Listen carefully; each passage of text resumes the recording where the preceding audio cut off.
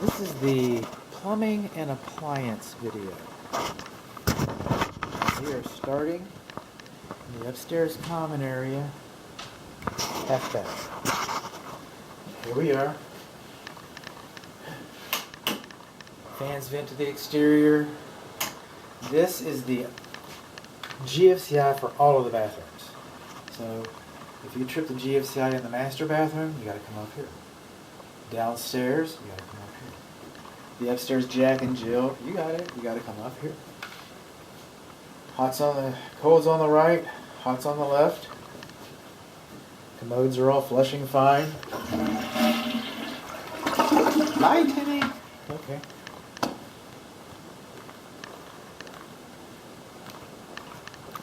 Coming along, we call this is what's known as the Jack and Jill, because it's a shared upstairs bathroom. All the plumbing underneath looks about like it's supposed to. Again, cold's on the right, hot's on the left. GFCI, I've already been through that. I've been through that. Commode's fine, they all flush. Now this is interesting. We don't have hot water. Okay, so it works like this. Cold's on the right, hot's on the left. Because the water heater has been isolated, it's been turned off. And for whatever reason, I'm not turning those valves because it could be a leak someplace, do no harm. So I understand cold water and no hot water. What I don't understand is on all the bathtubs and the shower, it's no water, no cold water.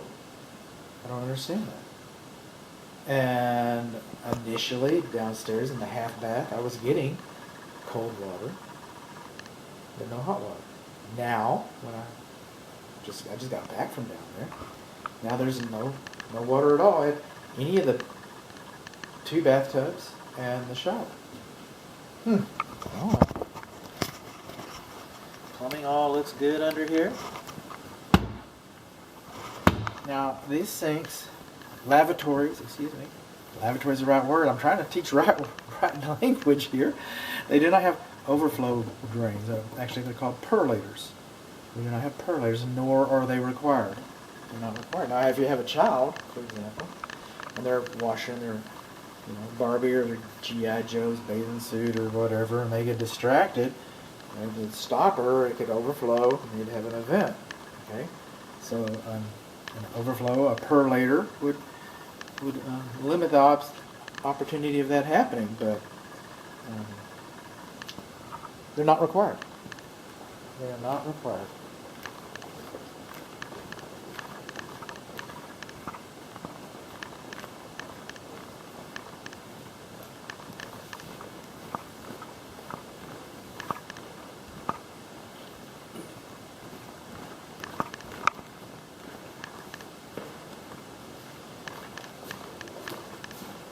In the laundry, hot and cold are not labeled. Hot and cold are not labeled. It's 220, 230, 4, would you expect that? The clothes dryer length is not labeled. It is not labeled. And it should be. It should be the length, the width, and how many bins, so that when you order equipment, you have equipment delivered, it has enough oomph to push it on out. All of them do, I get that. You're probably not going to have a problem with that, I get that too. But, the code says, I kind of see like the remnants of a label that was peeled off. There it is, in there, painted over. There's a label in there somewhere. Huh, okay. Now up here, if you notice, and I don't know if you can, there's a screw sticking out through the vent pipe, through the flue, through the clothes dryer vent.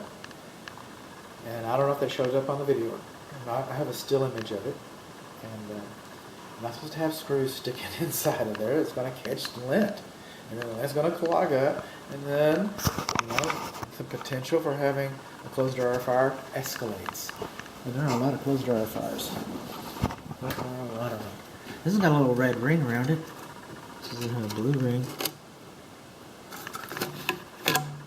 Huh.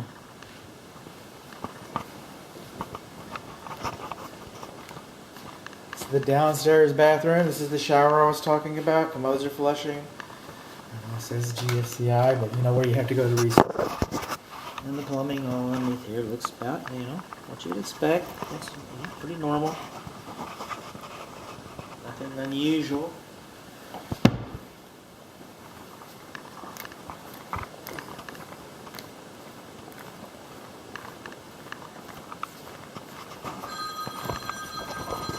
Saved by the Bell.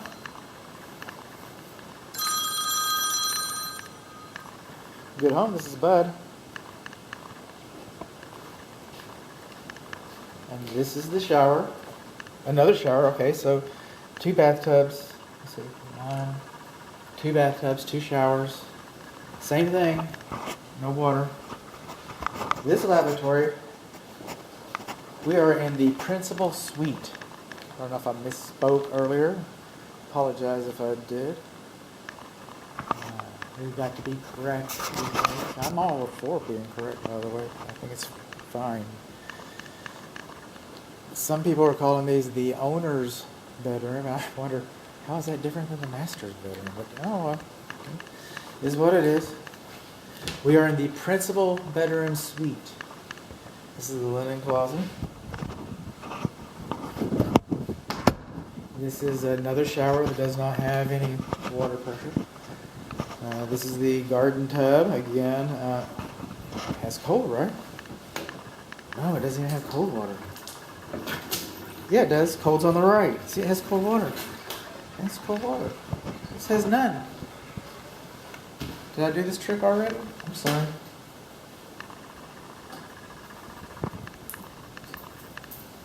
I just don't get it.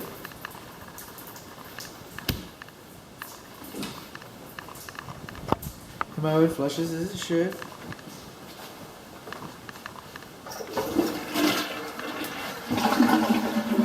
This is kind of interesting. I don't know what this is. Nobody's saying if I don't know. We have hot water, cold water discussion plate, hot water discussion plate. What's this second hot water line for? Where does it go? Really, what is it for? And it does not have a discussion plate. It's those little pie pan things right there. Some people think they're decorative, and it would look better if you had one. It would. Some people think they keep roaches out and stuff. No, they're going to find their way in. It's actually fire blocking.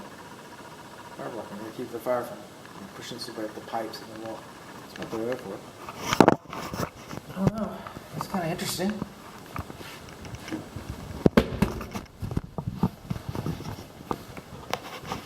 Then again, we're back to normal. We're back to normal here. One thing we don't have, I haven't found, not going to find, a dilution valve or a tempering valve. A lot of new construction has those. I don't know if it's necessarily a requirement, but a lot of people seem to think so. This is the dishwasher. It's been running. So it's been running. Quit running.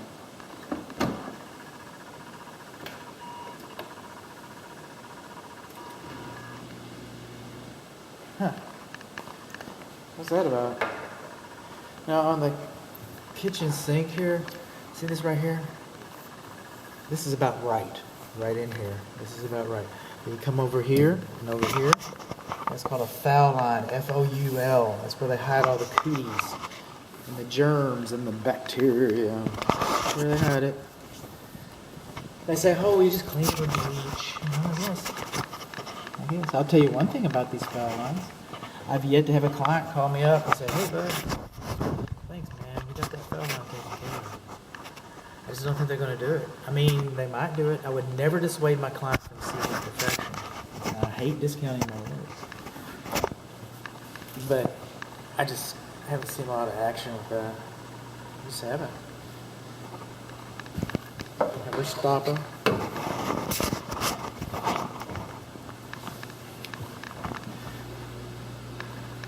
This is the drain line.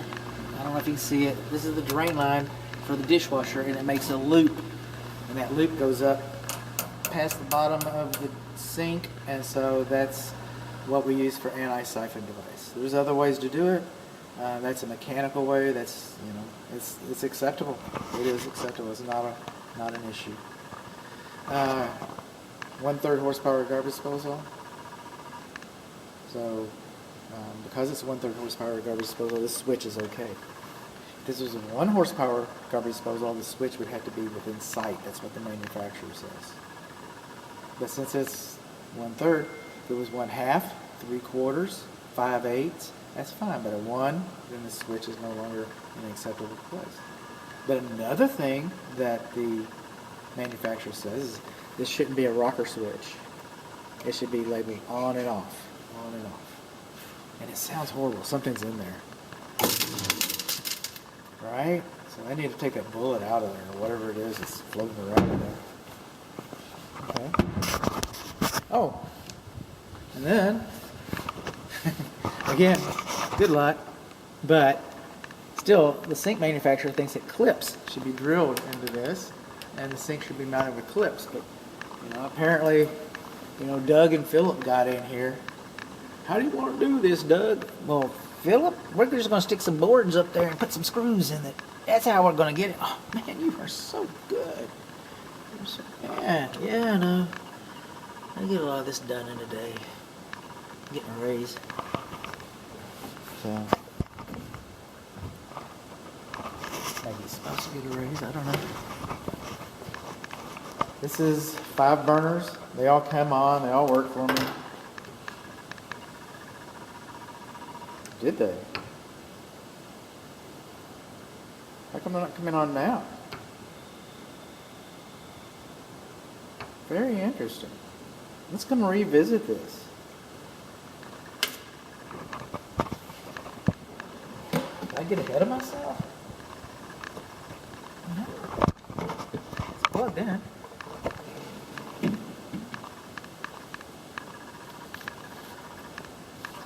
Vent hood is high enough. Now the thing about these vent fans, the thing about these guys is that they're pretty powerful. I mean, this is for stirring and cooking and, you know, just really getting after it.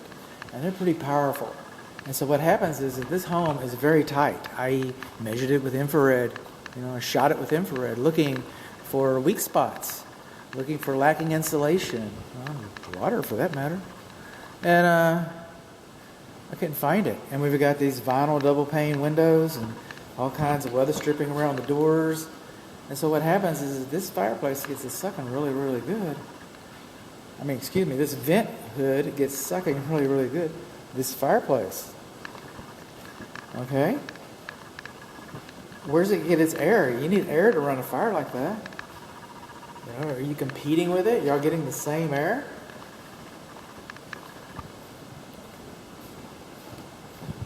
I'm not seeing a fresh air vent. Okay. So where's it going to get its air? It's usually getting it from us. But now it's competing with that. That fan will suck the air right down the chimney. And if you got the fireplace on, well, then that could cause carbon monoxide to be introduced into the home. So kind of be careful with those. That's all I'm saying. Everybody likes to be careful. Microwave works fine. It's got some stuff on it. It's got a scratch on it. The oven works fine. So that's all the appliances, the kitchen appliances, and the plumbing. So thank you.